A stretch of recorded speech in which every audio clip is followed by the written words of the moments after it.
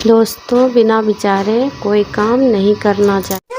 तेरी बकवास बंद हो गई हो तो वीडियो शुरू करें।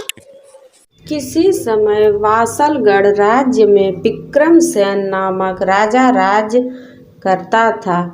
वह था तो बड़ा दयालु, लेकिन प्रत्येक कार्य को बिना विचारे ही करने का उसका स्वभाव बन गया था। उसके पास एक चिड़िया थी जो उसे अत्यंत प्रिय थी। वह एक क्षण भी उससे अलग रहना पसंद नहीं करता था। चिड़िया भी सम्राट को बहुत चाहती थी। एक बार चिड़िया ने राजा से अपने संबंधियों से मिलने की इच्छा प्रकट की। राजा ने शीघ्र लौटने का निर्देश देकर उसे अनुमति दे दी। चिड़िया उड़ गई और अपने संबंधियों से मिलकर बड़ी प्रसन्न हुई। लौटते समय चिड़िया के पिता ने उसे सम्राट के लिए एक अमृत फल दिया।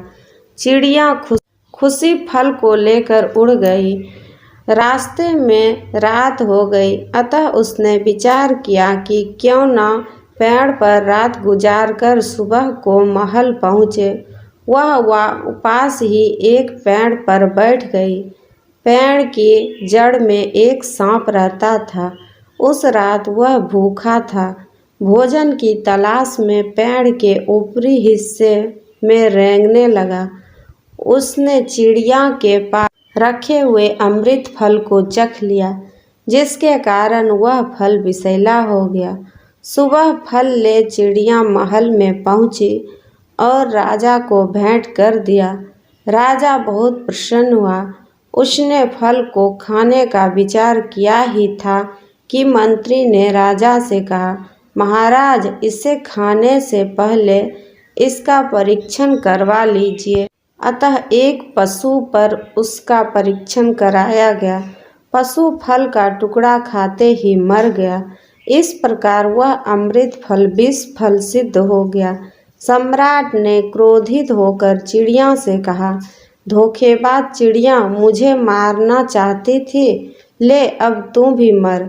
और यह कहकर सम्राट ने चिड़िया को मौत की घाट उतार दिया और महल के बीचों बीच उसे तथा उस फल को भी गड़वा दिया। धीरे धीरे सम्राट इस घटना को भूल गया। कुछ समय बाद उसी स्थान पर एक पेड़ निकल आया और धीरे धीरे बड़ा हो गया। अब उस पर अमृत फल जैसे फल लगने लगे। इस पर मंत्री ने सम्राट को सुझाव दिया, महाराज, ये फल भी विषैले होंगे, अतः किसी को इनके समीप आने की मनाही करवा दीजिए। सम्राट ने आदेश जारी करवा दिया और पेड़ के चारों ओर ऊंची ऊंची दीवारें उठवा दी ताकि कोई तक न पहुंच सके। उसी राज्य में एक बूढ़ा और बुढ़िया रहते थे। वे कोढ़ जैसे भयंकर रोग से ग्रस्त थे और भूखों मर रहे थे। बुढ़िया ने बूढ़े से कहा, महल के बगीचे से वह विष फल क्यों नहीं तोड़ लाते, ताकि उसे खाकर हमें दुनिया के कष्टों से छुटकारा मिल जाए। अतः बूढ़े ने बड़े प्रयत्न से वह फल प्राप्त कर लिया और दोनों ने आधा आधा खा लिया।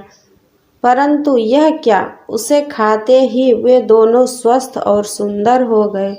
यह देखकर दोनों बड़े आश्चर्यचकित हुए और सारा वृतांत सम्राट को कह सुनाया।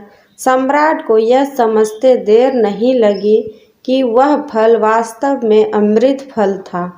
अब हो भी क्या सकता था। सम्राट अपने कुकृत्य पर बड़ा दुखी हुआ और उसने भविष्य में बिना सोचे विचारे कोई कार्य न करने का दृढ़ निश्चय लिया। उसने महल के पास एक भव्य मंदिर का निर्माण कराया और इस प्रकार चिड़िया की याद को सदा के लिए अमर कर दिया। इसलिए कहा गया है, बिना विचारे जो करे सो पछताए।